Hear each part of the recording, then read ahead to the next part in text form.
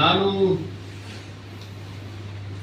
ಮಳವಳ್ಳಿ ವಿಧಾನಸಭಾ ಕ್ಷೇತ್ರದ ನಮ್ಮ ಪಕ್ಷದ ಬಿಜೆಪಿ ಜೆಡಿಎಸ್ ಪಕ್ಷದ ಸಮ್ಮೇಳನ ಕಾರ್ಯಕ್ರಮದಲ್ಲಿ ಭಾಗವಹಿಸಿದ್ದೆ.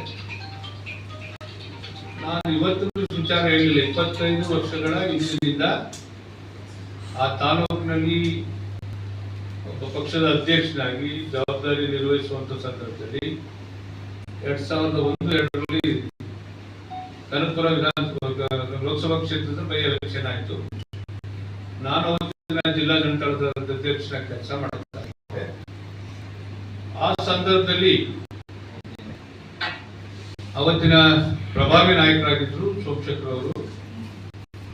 ಅವತ್ತು ದೇವೇಗೌಡರ ಬಗ್ಗೆ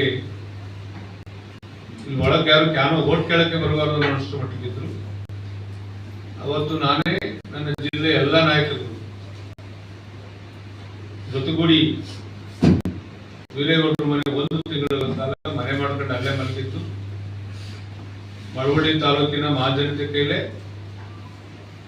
ಚಂದವನ್ನ ವಸೂಲು ಮಾಡಿ 11,15,000 ಲೀಡನ್ನ ಕೊಡಿಸೋದ್ರ ಮುಖಾಂತರ ದೇವೇಗೌಡರು ಅವತ್ತು ಪ್ರಚಂಡ ಬಹುಮತದಲ್ಲಿ ಗೆಲ್ಲಕ್ಕೆ ನನ್ನ ಜಿಲ್ಲೆಯ ಮುಖಂಡರು ನಾಯಕರು ಮಳವಳ್ಳಿ ವಿಧಾನಸಭಾ ಕ್ಷೇತ್ರದ ಮಹಾಜನತೆ ಆಶೀರ್ವಾದ ಮಾಡಿದ್ರು ಅಂತಕ್ಕಂಥ ಮಾತನ್ನು ಹೇಳ್ತಿದ್ದು ಬಂದೆ. ಆದರೆ ಕೆಲವು ಒಮ್ಮೆ ಅವರು ಮಾತಾಡುವಂತ ಮಾತುಗಳು ಎಷ್ಟು ಮಟ್ಟಿಗೆ ಇವೆ ಅಂದ್ರೆ, ಒಬ್ಬ ಜಿಲ್ಲಾ ಮಟ್ಟದ ಅಧಿಕಾರಿಗಳು ಯಾರನ್ನೂ ಹಿಡಿದು ರಾಜ್ಯದ ಮುಖ್ಯಮಂತ್ರಿಗಳನ್ನು ಉಪಮುಖ್ಯಮಂತ್ರಿಗಳನ್ನು ಎಲ್ಲ ಜಿಲ್ಲಾ ಮಂತ್ರಿಗಳು ಪೋಸ್ಟಿಂಗ್ ಮಾಡ್ಕೊಂಡು ರಿಪೋರ್ಟ್ ಆಗಿ ಕಟ್ಟೆಸಿಗೆ ನಾನು ಬಂದಿದ್ದೀನಿ ಸಹ ಇಂಥ ಅಧಿಕಾರಿ ಅಂತೇಳಿ ಅವ್ರ ಮನೆಗೆ ಹೋದ್ರೆ ಇನ್ನೊಂದು ಸೆಕೆಂಡ್ ನಿಂತ್ಕೊಂಡ್ರೆ ನಿಮ್ ಕತ್ತಿರದ ಆಚೆ ಮುಗಿಸ್ತೀನಿ ನಡಿ ಮನೆಯಿಂದ ಆಚೆ ದಬ್ಬ ಕಳಿಸ್ತೀರಪ್ಪ. ಇದೊಬ್ಬ ಜನಪ್ರತಿನಿಧಿಯಾಗಿ ಮಾಡುವಂತ ಕೆಲಸನ ಆಯ್ತು. ಅದು ಮೀಸಲು ಕ್ಷೇತ್ರ, ನಾವು ಶಾಸಕರಾಗಿದ್ದೀವಿ. ನೀವೆಲ್ಲವನ್ನ ನೀವೇ ಅನುಭವಿಸ್ಬೇಕು ಅಂದ್ರೆ ಇತರ ಜಾತಿಯ ಮುಖಂಡರುಗಳೇನಾಗ್ಬೇಕು? ನೀವು ಹೇಳಿದ್ರಲ್ಲ ನನ್ನನ್ನ ಅಪೆಕ್ಸ್ ಬ್ಯಾಂಕ್ ಡೈರೆಕ್ಟರ್ ಆಗಿ ಹೋಗೋದನ್ನ ತಡೆದ್ಬಿಟ್ರು ಅಂತ. ನಾನು ಸಮ ಬಂತು DCC ಬ್ಯಾಂಕಲ್ಲಿ. ಅವತ್ತು ಯಾರೆಲ್ಲ ನೀವು ಯಡಿಯೂರಪ್ಪನ ಮನೆ ಬಾಗಿಲು ಕಾದ್ರಿ ಕಾಂಗ್ರೆಸ್ ಪಾರ್ಟಿಯ ಮಹಾನ್ ನಾಯಕರುಗಳು ಅಂತಕ್ಕಂಥದ್ದು ಗೊತ್ತು ನನಗೆ. ಆದರೆ ನಾನೇ ನೇರವಾಗಿ ಕುಮಾರಣ್ಣವ್ರು ಕರ್ಕೊಂಡು ಹೋಗಿ ಯಡಿಯೂರಪ್ಪರ ಭೇಟಿ ಮಾಡಿ, ಇಲ್ಲ ಸರ್ ಈ ಸಲ ನಾವು ಒಬ್ಬ ನ್ಯಾಮಿನೇಷನ್ ಡೈರೆಕ್ಟರ್ ಕೊಡಿ, ನಾವು ಮಾಡ್ಕೊಂಡು ಬರ್ತೀವಿ ಅಂತೇಳಿ SM ಕೃಷ್ಣ ಅವರ ಶಿಷ್ಯ ಉಮೇಶ್ ಅವ್ರನ್ನ ತಂದು DC ಬ್ಯಾಂಕ್ ಅಧ್ಯಕ್ಷ ಮಾಡಿ. ಅವತ್ತಪ್ಪ ನಿಖಿಲ್ ಅವರು ಚುನಾವಣೆ ನಿಲ್ಲಿಸಂತ ಸಂದರ್ಭದಲ್ಲಿ ಅಮರಾವತಿ ಶೇಖರ್ ಅವರ ಕುಟುಂಬ ಅಲಯನ್ಸ್ ಧರ್ಮವನ್ನ ಪಾಲಿಸಿದ್ರು ಅಂತೇಳಿ ಅವ್ರನ್ನ ನೀವು ಎಲ್ಲಾ ರೀತಿ ವರ್ಗಿಸ್ರಿ. DC ಬ್ಯಾಂಕಲ್ಲೂ ಸಿಂಡಿಕೇಟ್ ಮಾಡ್ಕೊಂಡಿಲ್ಲ. ನಾವು ನಮ್ಮ ಮುಖಂಡರುಗಳೆಲ್ಲ ಸೇರಿ ಚಾಲೆಂಜ್ ತಗೊಂಡು ಅಮರಾವತಿ ಶೇಖರ್ ಅವರು ತಮ್ಮ ಅಶ್ವಥ್ ಅವ್ರನ್ನ DC ಬ್ಯಾಂಕ್ ಡೈರೆಕ್ಟರ್ ಮಾಡಿದ್ವಿ. DCC ಬ್ಯಾಂಕ್ ಅದೇ ಆಡಳಿತ ಮಂಡಳಿ ಕೈ ಹಿಡ್ಕೊಂಡ್ವಿ. ಅಪೆಕ್ಸ್ ಬ್ಯಾಂಕ್ಗೆ ಕಳಿಸ್ಕೊಟ್ವಿ. ಮಾತು ಕೊಟ್ಟಿದ್ದು ಅವ್ರು ನಮ್ಗೆ ನಿಖಿಲ್ ಅವ್ರ ಚುನಾವಣೆಯಲ್ಲಿ ಸಹಾಯ ಮಾಡಿದ್ರು, ನಿಮ್ಗೆ ಕೈ ಬಿಡೋ ಪ್ರಶ್ನೆ ಇಲ್ಲ ಅಂತ ಮಾಡಿದ್ವಿ. ಯಾಕೆ ಕುರುಬ ಸಮಾಜದಲ್ಲಿ ನಿಮ್ಮ ಪಕ್ಷ ಕಾಂಗ್ರೆಸ್ ಪಕ್ಷದಲ್ಲಿ ಯಾರು ಮುಖಂಡರು ಕಳ್ಸಕ್ಕಾಗ್ತಿರ್ಲಿಲ್ಲ ಅಪೆಕ್ಸ್ ಬ್ಯಾಂಕ್ಗೆ? ಆಯ್ತು, ಮೊನ್ನೆ ತಾನೇ ನಿಮ್ತಾವೆ ಇರಲ್ಲ ಎಲ್ಲ ರೆಡಿ ಮಾಡ್ಕೊಂಡಿದ್ದ. DC ಬ್ಯಾಂಕ್ ಉಪಾಧ್ಯಕ್ಷ ಆಗಿದ್ದ ಪುಟ್ರಾವ್, ಅವನು ಹೋಗ್ಬೇಕು ರೆಡಿ ಮಾಡ್ತಿದ್ದ. ಅವನ ಅಲ್ಲೇ ಚಿಕ್ಕ ಹಾಕಿದ್ರಿ. ಅದೇನು ಬೇಡ. ಮಲ್ಲಾಜಮ್ಮ ಅವರು ಈ ಜಿಲ್ಲೆಯಲ್ಲಿ ಕಿತ್ತೂರಾಣಿ ಚೆನ್ನಮ್ಮ ರೀತಿ ಶಾಸಕರಾಗಿ ವಿಧಾನ ಪರಿಷತ್ ಸದಸ್ಯರಾಗಿ ನಮ್ಗೆಲ್ಲರೂ ಒಂದು ರೀತಿ ಅವರೇ ಸ್ಫೂರ್ತಿ. ಅಷ್ಟು ಚೆನ್ನಾಗಿ ಎಲ್ಲರೂ ಒಗ್ಗೂಡಿಸ್ಕೊಂಡು ಬಹಳ ವರ್ಷಗಳ ಕಾಲದಿಂದ ಅವ್ರು ಕಾಂಗ್ರೆಸ್ ಅಲ್ಲಿ ಇದ್ರು. ಈ ಜಿಲ್ಲೆ ಒಂದು ಸಮಗ್ರವಾದಂತ ಅಭಿವೃದ್ಧಿ ಮಾಡುವಂತ ವಿಚಾರದಲ್ಲಿ ಜೊತೆಗೂಡು ಕೆಲಸ ಮಾಡಿದಂಥವ್ರು. ಅವ್ರನ್ನೇನ್ ಮಾಡಿದಿರಪ್ಪ ನೀವು ಹೇಳ್ತಿದ್ದೀರಲ್ಲ, ಬಿಚ್ಚಬೇಕಂತ ಹೇಳಿದಿರಲ್ಲ. ದಯಮಾಡಿ ನನ್ನ ಪತ್ರಿಕಾ ಮಾಧ್ಯಮದ ಸ್ನೇಹಿತರ ಮುಂದೆ ಹೇಳ್ತಾ ಇದ್ದೀನಿ, ನೀವೆಲ್ಲೂ ಕರೀತಿರೋ ಬರ್ತೀವಿ. ಯಡಿಯೂರಪ್ಪ ಬರ್ತಾವ್ ಏನ್ ಬಂದು ಹೇಳಿದ್ರಿ, ಯಾವ ಆಟ ಆಡಿದ್ರಿ, ನಿಮ್ಮ ಮೆಂಬರ್ಶಿಪ್ ಹೋದಾಗ ಇನ್ನು ಜೀವನದಲ್ಲೇ ಚುನಾವಣೆ ನಿಲ್ಬೇಕು ಅಂತಿದ್ದಾಗ ದೆಹಲಿ ಬಂದು ದೇವೇಗೌಡ ಕಾಲಿಟ್ಕೊಂಡು ಏನ್ ಹೇಳಿದ್ರಿ, ಎಲ್ಲ ಅಂಕಿಅಂಶ ಇದೆ, ಎಲ್ಲ ರೆಕಾರ್ಡ್ಸ್ ಇದೆ. ತಾವ್ ಯಾವತ್ತು ಕರಿತೀರಿ ಅವತ್ತು ಬರ್ತೀವಿ. ಎಲ್ಲೂ ಬರ್ಬೇಕು ಬೇಡ ಇಲ್ಲೇ ಬನ್ನಿ, ನಾವಿದ್ರೆ ಈಗ ನೀವು ಕೂತ್ಕೊಳ್ಳಿ, ನಾವು ಹಂಗೆ ಕೂತ್ಕೊಳ್ಳೋಣ, ಮಾತಾಡೋಣ.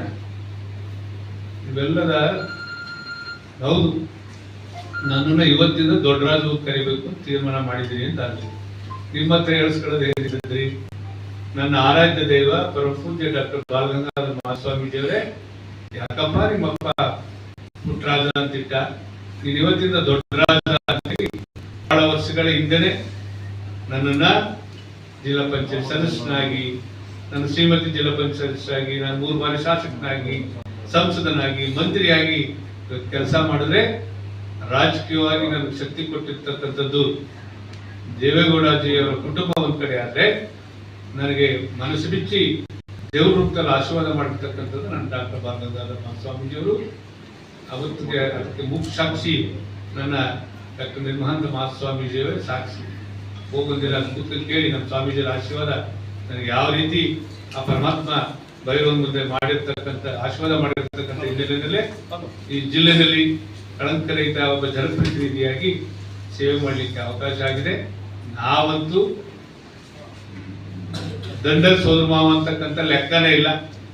ನಿಂತ್ಕೊಂಡ್ರೆ ಚುನಾವಣೆಗೆ ಸ್ವೀಕಾರ ಮಾಡ್ತೀವಿ, ನ್ಯಾಯಯುತ ರಾಜಕಾರಣ ಮಾಡ್ತೀವಿ. ಅದು ಮಾಡ್ಕೊಂಡು ಬಂದಿರ್ತಕ್ಕಂಥ ಹಿನ್ನೆಲೆಯಲ್ಲೇ ಇವತ್ತು ಇನ್ನು ಈ ಜಿಲ್ಲೆ ಒಳಗೆ ಒಬ್ಬ ಸಕ್ರಿಯ ಜವಾಬ್ದಾರಿಗಳು ಕೆಲಸ ಮಾಡಲಿಕ್ಕೆ ಅವಕಾಶ ಆಗಿದೆ.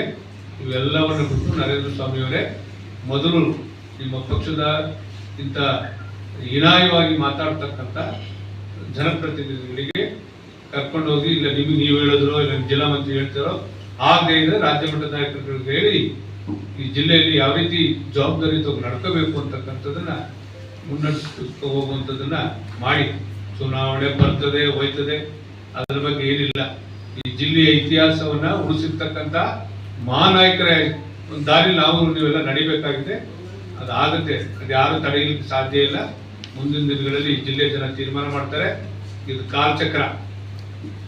50,000ದಲ್ಲಿ ಗೆಲ್ಲಿಸ್ತಾ ನಮ್ಮ ಮಹಾನಾಯಕರು, ನಮ್ಮ ಶಾಸಕರು ಸುರೇಶ್ ಗೌಡ ನಾವೆಲ್ಲ ಇಲ್ಲೇ ಇದ್ದೀವಿ. ಕಳೆದ ಬದಲಾದಂಥ ರಾಜಕೀಯ ವ್ಯವಸ್ಥೆಯಲ್ಲಿ ಆಯ್ತು. ಈಗ ಪುನಃ ಜನ ಇದೇ ತಿಂಗಳು 26ನೇ ತಾರೀಕು ಏನ್ ತೀರ್ಮಾನ ಮಾಡ್ತಾರೆ ಅಂತ ಕಾದ್ ನೋಡಿ. ಅದು ಯಾಕೆ ಅಷ್ಟೊಂದು ವೈಬ್ರೇಷನ್? ನಿಮಗೆ ಬೇಡ ವೈಬ್ರೇಷನ್. ರಾಜಕಾರಣ ಕಾಲಚಕ್ರದಲ್ಲಿ ಮೇಲಿದ್ದ ಕೆಳಗೆ, ಕೆಳಗಿದ್ದ ಮೇಲೆ ಜನ ಕೊಡುವಂತ ತೀರ್ಮಾನ. ಈ ಪ್ರಜಾಪ್ರಭುತ್ವ ವ್ಯವಸ್ಥೆಯಲ್ಲಿ ಮತದಾರ ಪ್ರಭುಗಳದೇ ತೀರ್ಮಾನ. ಆ ನಿಟ್ಟಿನಲ್ಲಿ ನೀವೆಲ್ಲ ಗೌರವವನ್ನು ನಡ್ಕೊಳ್ಳಿ ಅಂತಕ್ಕಂಥ ಮಾತನ್ನ ಈ ಸಂದರ್ಭದಲ್ಲಿ ಹೇಳ್ತಾ, ಮತ್ತೊಮ್ಮೆ ನನ್ನ ಹಿರಿಯ ನಾಯಕರಾದಂತಹ ಡಿ.ಸಿ. ತಮ್ಮಣ್ಣ ಸಾಹೇಬರಿಗೆ, ನಮ್ಮ ಯುವ ನಾಯಕರಾದಂತಹ ರವೀಂದ್ರ ಶಿಖಂಠಿ ಅವರಿಗೆ ವಿನಂತಿ ಮಾಡ್ತೀವಿ. ನಾವು ಮನೆಗೆ ಹೋಗಿ ಮಾತಾಡ್ತೇವೆ. ದುರ್ದಿಗೆ